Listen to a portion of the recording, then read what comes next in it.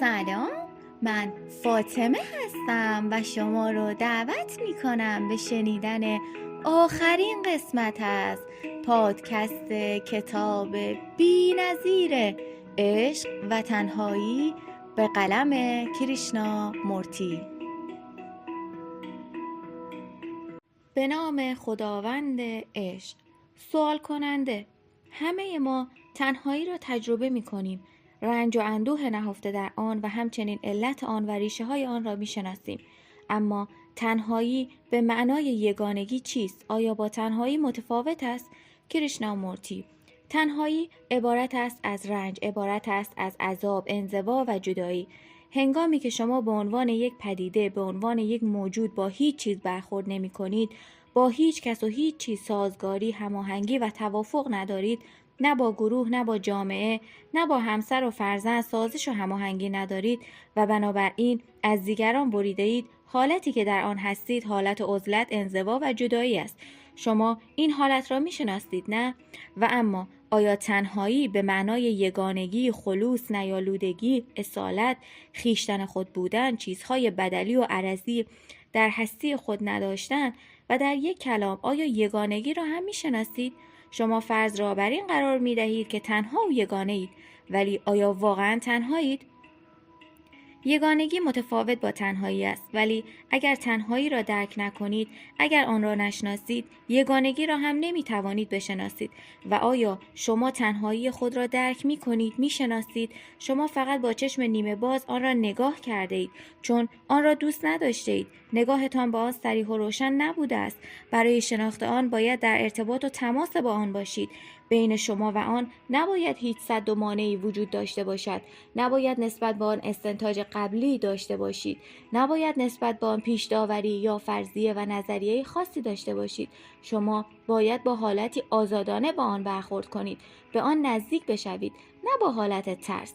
اگر شما با تنهایی اینطور برخورد کنید که بگویید من علت آن را می‌دانم، ریشه های آن را می‌شناسم، هرگز آن را درک نخواهید کرد، نخواهید شناخت. آیا ریشه های آن را می‌شناسید؟ شما آن را بر اساس حدس و فرضیه، یعنی از بیرون می‌شناسید. آیا شما محتوای درونی تنهایی را می‌شناسید؟ نه، شما فقط یک توصیف برای آن می‌سازید و به آن می‌چسبانید. یک کلمه به آن منظم می‌کنید و کلمه خود آن چیز نیست، خود واقعیت نیست. شما باید با کیفیت با آن برخورد کنید. باید با کیفیتی آن را درک کنید و بشناسید که هیچ گونه احساس و میل فرار از آن نداشته باشید. نفس اندیشه فرار از تنهایی حکایت از این می‌کند که شما از لحاظ درونی غنی نیستید. آیا فعالیت‌ها و رفتارهای ما اغلب ماهیت اجتناب و فرار را ندارند؟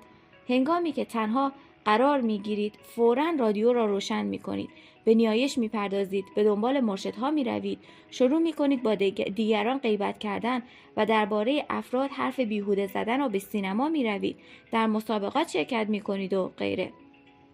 تمام فعالیت‌های روزمره شما برای فرار از خویشتن خود است. بنابراین فرار یکی از مشغولیت‌های مهم زندگی شماست. تمام قیل و قال‌های زندگی شما، دعواها و مشاجرات شما حول فرار دور می‌زنند. اصل مسئله شما فرار است و بقیه کارها و رفتارهای شما ماهیت وسیله و ابزار چنین فراری را دارند. شما ممکن است صدمات روانی بیشماری را بر خود و بر دیگران وارد کنید و آن صدمات نوعی فرار موجه و محترمانه است و من به وسیله چیزهای دنیایی به دیگران صدمه میزنم. برای شناخت تنهایی تمام انواع فرار را باید متوقف کرد، نه از طریق اجبار و خودواداری، بلکه از طریق درک و مشاهده باطل بودن و اشتباه بودن فرار. هنگامی که بیهودگی فرار را درک کردید، مستقیما رو در رو با آنچه هست خواهید بود و آنگاه مسئله واقعی شروع می کند به بازنمودن خود. تنهایی چیست؟ برای درک و شناخت آن نباید هیچ نامی به آن بدهید. نفس نامگذاری، نفس تداعی فکر با خاطرات تنهایی موجب تقویت تنهایی می شود. این را تجربه کنید و خودتان ببینید. هنگامی که شما فرار را متوقف می کنید، متوجه خواهید شد که تا زمانی که تنهایی را نشناخته اید، هر عملی که در رابطه با آن انجام بدهید، شکل دیگری از فرار است. موضوع تنهایی به معنای یگانگی کاملا متفاوت است. ما هرگز تنهایی نیستیم. همیشه با مردمیم، شاید به استثنای هنگامی که برای گردشی تنها به محل خلوتی می رویم. ما محصول و نتیجه مجموعه یک مقدار از جریانات هستیم که شامل مسائل اقتصادی، اجتماعی، جغرافیایی و انواع مؤثرات دیگر است. و تا زمانی که ما تحت تاثیر عوامل بیرونی هستیم، آن تنهایی به معنای یگانگی و خلوص را دارا نیستیم. تا زمانی که جریان انباشتن و تجربه کردن در کار است، این گونه تنهایی یگانه هرگز نمیتواند موجود باشد.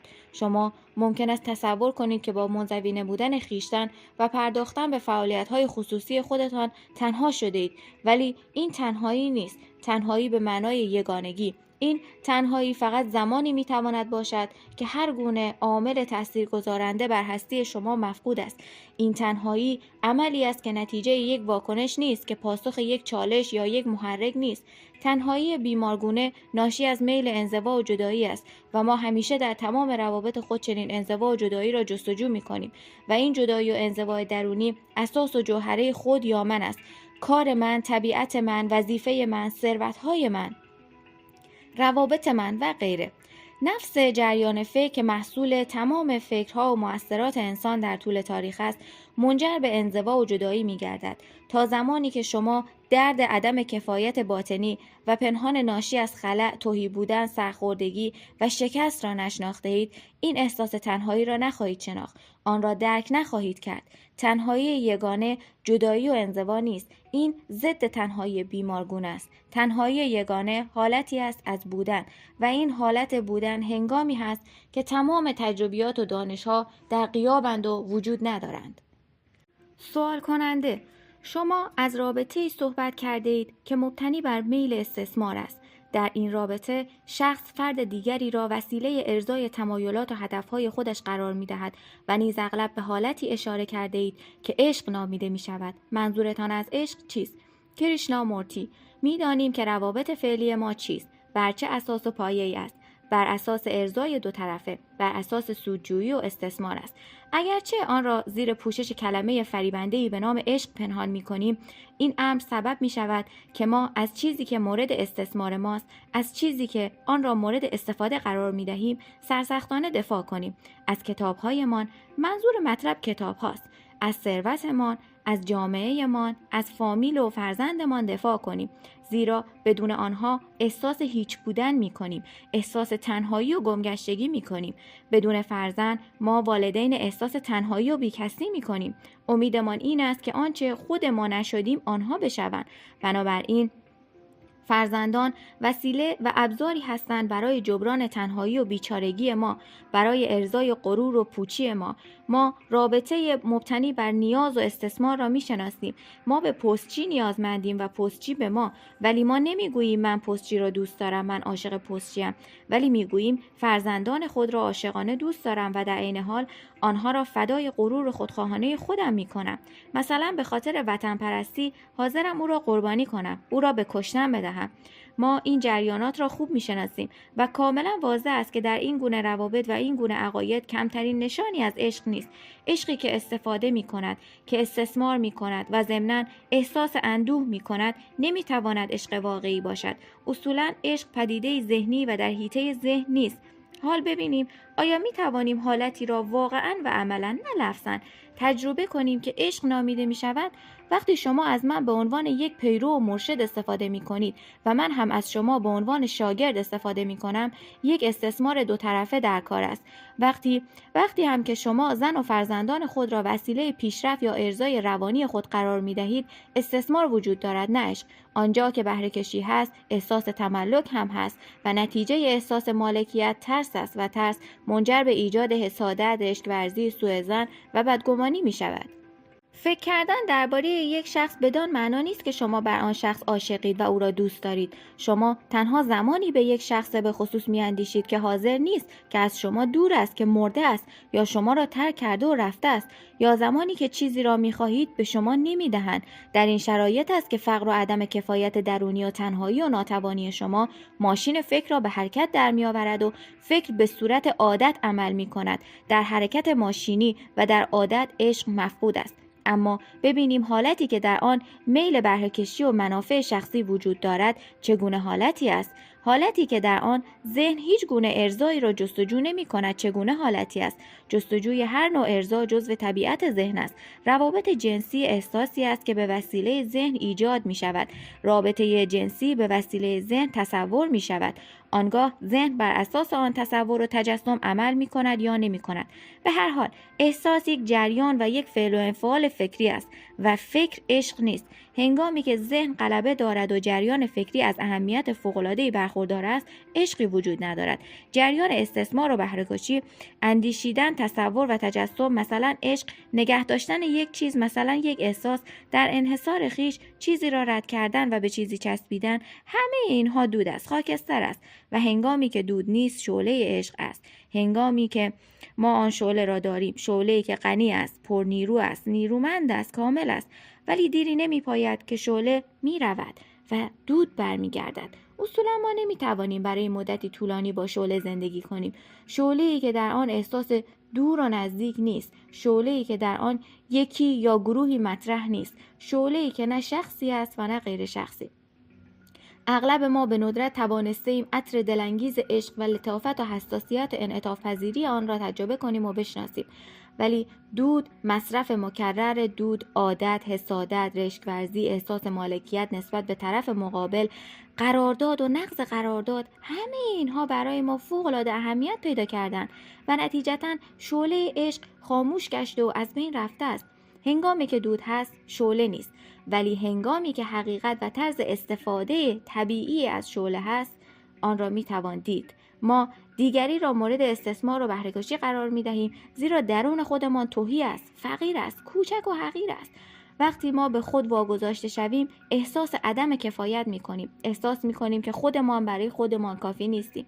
احساس تنهایی، واماندگی و بیکسی میکنیم و امیدواریم با استفاده از دیگری بتوانیم از این مسائل بگریزیم، بتوانیم آنها را حل کنیم. و ما حتی ذات خداوند را هم با چنین دیدگاهی نگاه میکنیم، با دید بهره‌کشی نگاه میکنیم. به عبارت دیگر، خداوند برای ما وسیله گریزگاهی است برای فرار از فقر درونی، کوچکی، تنهایی و احساس بیکفایتی درونی. بنابراین آنچه را ما عشق به خدا تصور می‌کنیم عشق نیست، به جوهره حقیقت یگانه و ناشناخته نیست. شما نمی‌توانید نسبت به حقیقت عشق داشته باشید. عاشق بودن به حقیقت عشق مجازی و کاذب، تنها یک وسیله و تمهید است برای حصول چیز دیگری که آن را می‌شناسید. شما نمی‌توانید عاشق بر حقیقت یعنی عاشق بر چیزی باشید که برای شما ناشناخته است، که آن را نمی‌شناسید. و به هر حال همیشه این ترس در وجود شما نهفته است که هر آن ممکن است یک چیز شناخته ای را که بر آن عاشقید از دست بدهید. شما هنگامی عشق را خواهید شناخت که ذهنتان فوق‌العاده آرام و نیز فارغ از هر گونه تلاش برای ارضاست و نیز فارغ از همه راه‌های فرار است. یعنی هیچ راه فراری را جستجو نمی‌کند. پس اولین کار این است که ذهن باید کاملاً به پایان خود برسد. منظور این است که دست از اندیشه ها، دست از تلاش و تقلا برای شدن و حاصل کردن بردار. ذهن محصول و نتیجه یک مقدار اندیشه است و اندیشه نیز فقط یک معبر است و یک وسیله است برای حصول یک هدف و یک نتیجه. و هنگامی که زندگی تنها یک پاساژ و یک معبر است برای رسیدن به چیزی، چگونه عشق میتواند وجود داشته باشد؟ عشق هنگامی میشکافد، هنگامی به وجود میآید که ذهن به طور طبیعی و خود به خود آرام است، نه اینکه آن را وادار به آرامش کرده باشند. هنگامی آرامش ذهن طبیعی و اصیل است که غلط و اشتباه را به عنوان غلط و اشتباه ببیند و درک کند و حقیقت را به عنوان حقیقت ببیند و درک کند. هنگامی که ذهن به طور طبیعی آرام است، هر عملی واقع شود عمل عشق است. عمل و حرکت دانش نیست. دانش و دانستگی فقط یک تجربه است، مبتنی بر تجربه است، ریشه در تجربه دارد و تجربه عشق نیست. تجربه نمیتواند عشق را بشناسد. عشق هنگامی میشکافد که انسان تمام جریانات و فعل و انفعالات مربوط به خویشتن خود را عمیقاً و به روشنی درک کند و بشناسد. و درک و شناخت هستی خویش آغاز خردمندی و فرزانگی است. پایان کتاب عشق و تنهایی. ممنون که تا این لحظه همراه من بودی. امیدوارم درسی که این کتاب برای تو داشت رو گرفته باشی و لذت برده باشی.